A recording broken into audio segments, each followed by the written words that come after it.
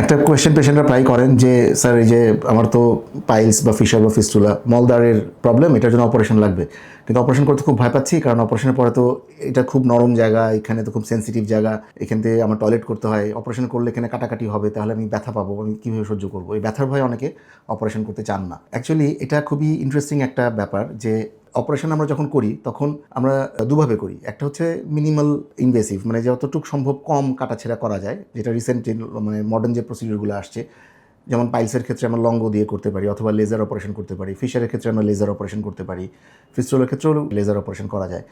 এই লঙ্গ অপারেশন বা লেজার অপারেশনে কিন্তু কাটাছেঁড়া হয় না, হয়ই না অলমোস্ট।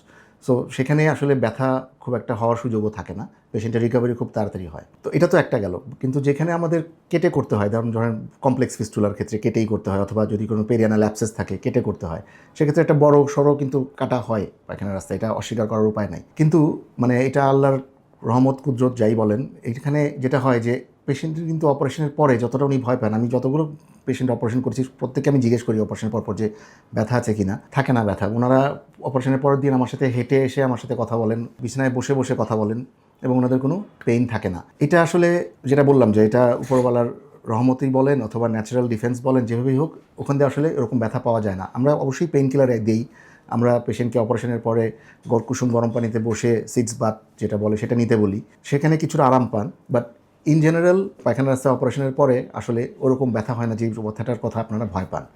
সো ভয়ের কারণে অসুখের চিকিৎসা নিতে দ্বিধা করবেন না, আর সব ক্ষেত্রে অপারেশন লাগেও না।